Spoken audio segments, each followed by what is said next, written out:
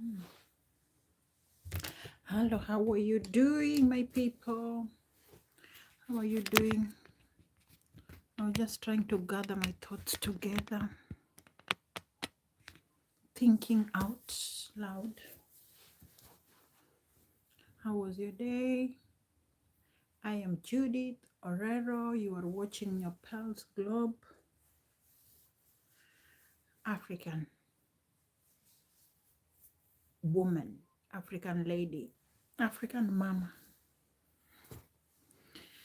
Okay. I am trying my best. I am trying my best to do lives like as much as I can. I'm trying my best to do my lives, and I hope it's going to be good. Sometimes it is more interesting when you have a topic.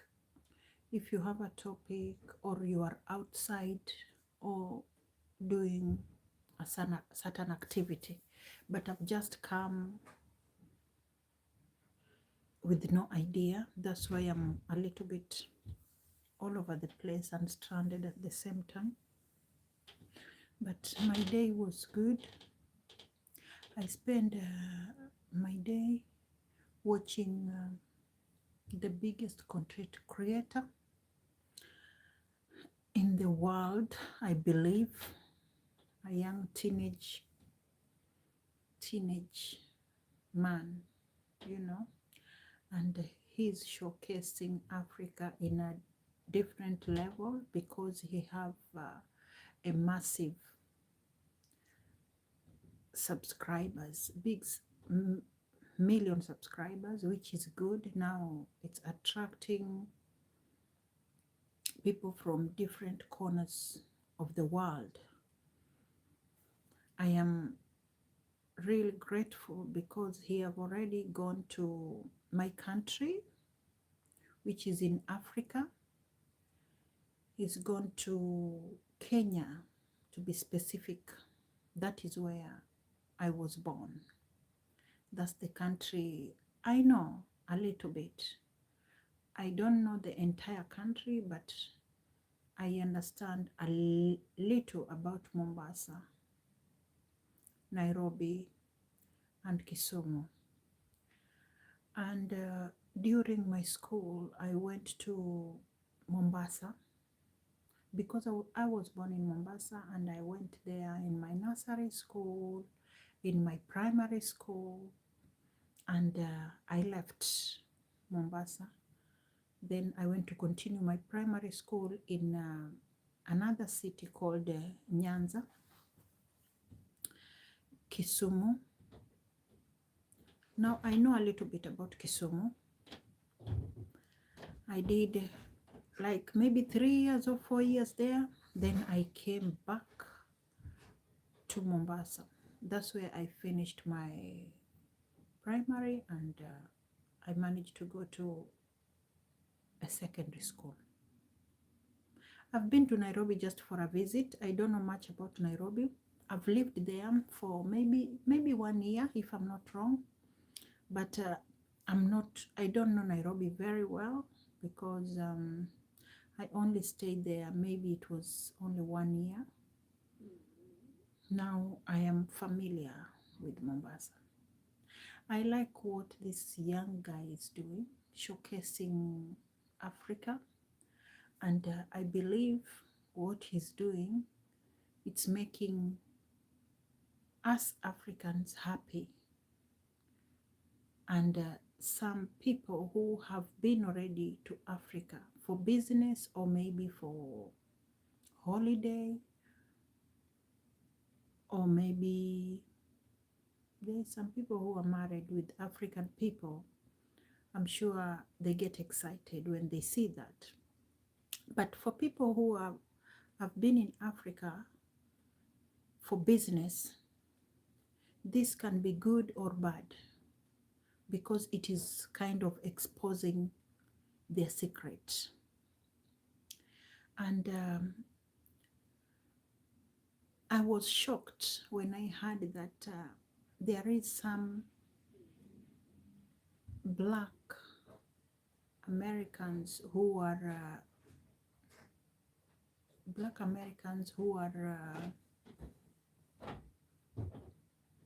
claiming that they are not Africans, but they are black Americans. They belong in America.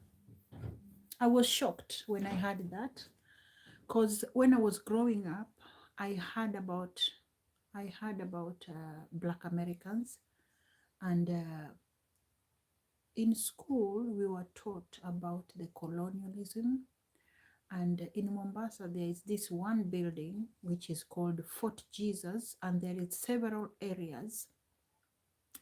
Even in Mtwapa, there is one building which it's kind of collapsed right now because it have been there for years. And I heard, I think somebody told me that was used to, Portuguese used to hide there. Most of their houses, these people who came to colonize Africa, most of their houses were built near the ocean. They were building their houses near the ocean. There was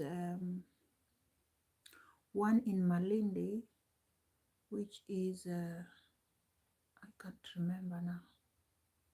I can't remember that one.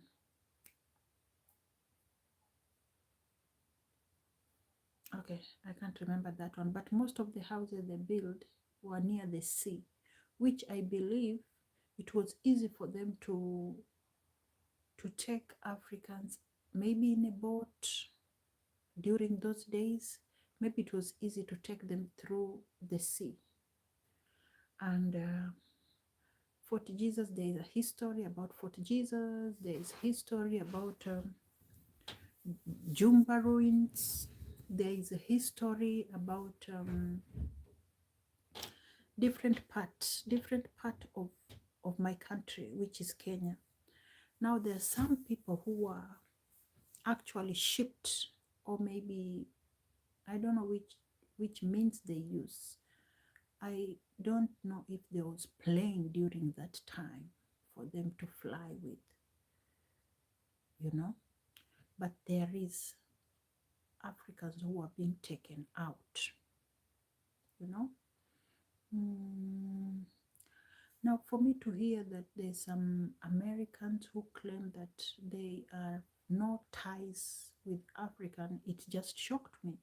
But maybe they're true. Maybe they're saying the truth, And this tour at the same time of this young man who is going around the globe, especially around Africa, it's kind of pissing other people off, because they already had this borderline in their mind that they want nothing to do with Africans, and they believe that Africans are very primitive.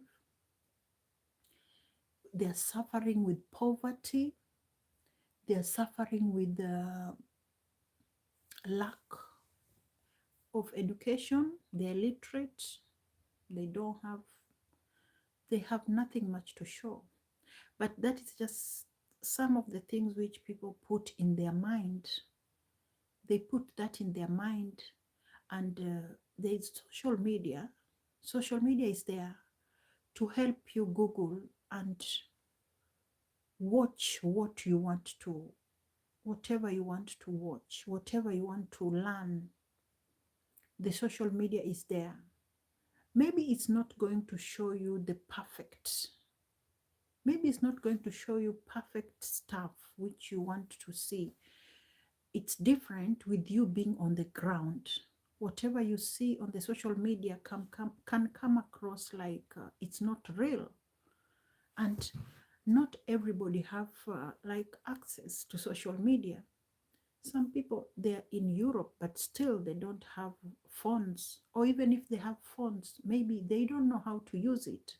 Or they just have that mentality that they don't want to watch They only choose some of the things they want to watch, but they don't want to go across the board. I am learning stuff. Me personally, I am learning stuff because there's a lot to learn in this world. I am in abroad, and there's this feeling whereby if you are in a certain country, you want to go around, you want to see what is going on in the community, you want to go in the cities, you want to learn about their culture, and you want to mix with the citizen and understand their accent, understand, you know, maybe work with them just to get in the society and mingle with them and understand them better and get to know where you live, you know. But at the same time, there is people who they don't want to learn much. I don't know much about UK. I really don't know much about UK. I am missing out a lot. And I think I am missing out simply because I don't have the finance for me to go in different areas. Maybe if I had the finance, I could have gone to Scotland, I could have gone to Ireland, I could have traveled and visit different because it is easy to travel when you are in UK. It's easy, you just jump in a train and you go where you want. But at the same time, you need to have finance to do that. It's good to see people's culture, and you need to do that when you are sure that wherever you are going is safe.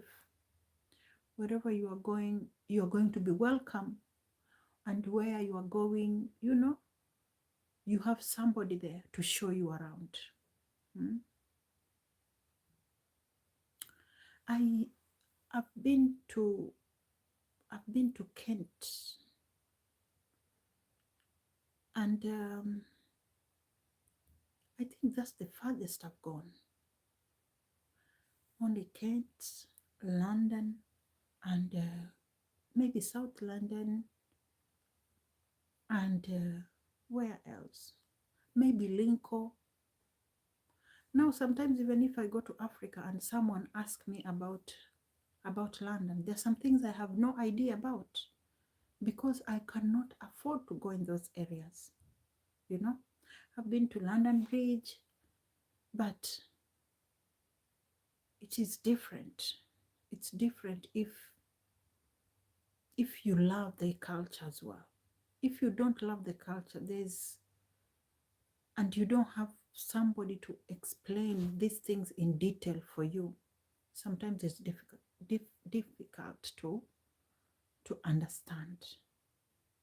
Now, it's sad that I have been here for maybe 20 years and I don't know I have no idea about Liverpool. If you ask me about Liverpool, I have no clue about Liverpool. I have no clue about Manchester.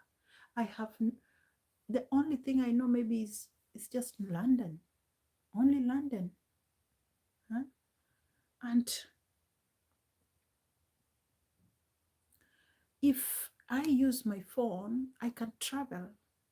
I can just use my fingertips to show me how is Northamptonshire and different places.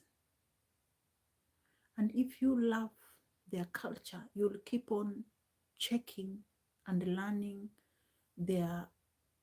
how they go about and how the area look like. Now I am super excited about this young man who is doing the tour in Africa and showing out Africa as large. And I'm just hoping that everyone is going to access. Most people, especially those who have never been there and they would love to see, I just hope that they will be able to see how Africa look like. Whatever he is trying to show, he's only going in the city. He's not going deep in the rural. It's just showing only the city, only the city. And I believe he's going to find time, maybe, God willing, maybe he's going to find time and just stay, because African countries are big. You cannot even, you cannot, even if it is 1 month, I don't think if you can finish to have the view of it, even if it is 1 month, because they are large and they are massive. Example, Tanzania. Tanzania is big. It can carry like 3 countries inside. That's how large it is. It is very big, and it's a different, people have different culture, and it is super rich with the minerals, and people are so kind. They are very polite. They are very soft spoken. Like, they know how to cook. You know, you can enjoy their food. Most of their food are kind of like Indian food, their food, you know, and they're very soft spoken, and most of them, they are Bantus, you know. Now, going around Tanzania can, I don't know, not unless if you are in a helicopter, then you can manage to go maybe around the country. But you know, I think Africa is a very big continent. It's not the way it's being shown in the map. It is super, super big. And I'm keeping my eye open to see how far this young man is gonna manage to travel, because the content creator, African content creator, are saying that it's very difficult to travel from one African country to another. The immigration make it very difficult for people to travel and just mingle around in African countries. You know, they make it very, very difficult for people to travel. And maybe you are from, example, Angola, and you want to go and visit someone who is in Ghana. They make it very, very complex for one to just, it's not like here whereby someone from Spain can just travel to UK. You know, it's much easier in Europe, and this complication is made deliberately so that we cannot mingle around. And it was sad when I was watching the young creator trying to communicate with this Ethiopian guy who could not speak English. Now I was just looking at the color of their skin, the similarity, the joy, but there is a language barrier. That language barrier just create a lot of problem, so much problem. You cannot do business with somebody you don't understand. You don't understand their language. And it will be nice if all the African countries start to speak Swahili, just to make life easy. You know, African countries should start teaching children Swahili, one African language. I've had one of the South African politician. I can't remember his name, but he's very vocal, and he was talking about African country need to learn Swahili because Swahili is a Bantu language. Swahili is a Bantu language, and when you hear these people who are Bantu, we have lots of Bantu people in Tanzania, South Africa, Zimbabwe, and Zambia. When they speak, you can pick some words there which are Swahili. It will be much easier for us to communicate because you are having your fellow, black person, but you cannot communicate due to language barrier. It's super sad. It's I saw the way he was struggling. They cannot communicate. They just have few words in English. And some brothers who are very, what can I say, arrogant, somebody have come in your country to, this is their first time in the continent or in your country, and you just act in a negative way. People need to stop this negative behavior, and I cannot help it. Everybody have their own behavior out here. Now everywhere you go, you will find good people and bad people. There's good people out here and there's bad people out here. I'm praying that this young man is going to receive support, which he already had, and he have been receiving. The support need to continue to boost him so he can go as many, so he can be able to travel globally. That will be good. I'm just praying for his peace. I'm praying for his safety with his entire team, with his entire crew. And sometimes people come, massive crowd, which is uncontrollable. Even the security cannot control. But thank God, he's very sensitive and he can see it and try to escape for his own safety. Let us not be too pushy.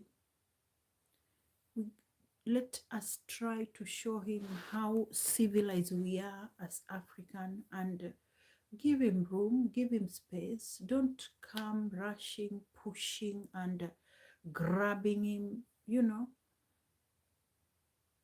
Let us try to be civilized, give him room, and try to be gentle when you want to approach him from afar.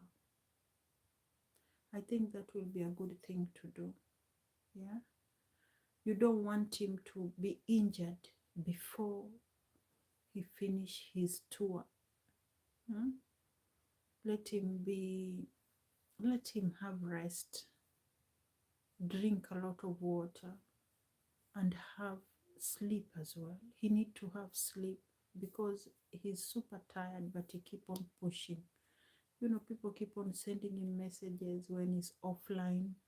He's receiving a lot of messages. Let us give him at least 2 days to sleep off. we understand that, you know, he's a human being, he's tired, he's somebody's child. Let's not overwork him. We give him time to breathe. Let's give him time to rest, and let's understand, if we go somewhere where there's crowd, let us manage ourselves so we don't cause any accidents. Nobody should be injured at the end of the day. Let's be careful, move safely, and be smart. I think that will be nice. I don't understand why other people are getting offended by this tour. It is kind of touching people from all around corners of the world, and others are taking it in negative, and some people are taking it in positive. I am one of those people who take it very positive and proud, and you know, I don't want to miss. I really don't want to miss. I just want to watch because I feel connected. When I watch it, I feel connected with the home, connected with my brothers and my sisters. This is a good move. This is a good move. He have big network, he have super audience, and he have lovely people who are supporters. Let us keep on supporting him in this journey and put him in prayer at the same time. Let's pray for him. This is not just a tour of a YouTuber. This is a biblical. He's breaking the chains. He's breaking the chains, and he's breaking all the boundaries. He's doing something which is, it reminds me of Musa, how Musa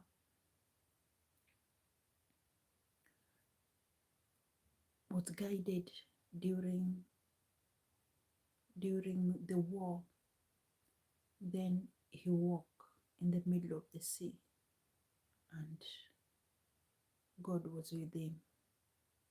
And that's what this young man is reminding me. It was very difficult for him to start this journey. It was very challenging, but because of his mindset, he made that decision. Sometimes we need to make our own decision, even if our parents, our elders are trying to reject our thoughts. You need to go and try and see what you can achieve in your dream. There is good things out there. Africa is good if we all join our hands together. If we all join our hands together, because we are being tied with the debts. We are being tied with separation. We are being tied with language. We are being tied and deceived with education. If we join our hands together, we can make Africa very, very good. And Africans, they are people who welcome anybody, you know, and they treat you as one of them. They have kind hearts, they have brilliant minds, and they are creative, they are strong, and they have love. If we get ourselves together, we can do magical things. I love you so much. My name is Judith Orero, and you are watching your Pale Globe. Kindly remember to subscribe, like, share, and leave a positive comment. Thank you very much for watching. Remember, stay safe in the social media. Bye. Bye-bye.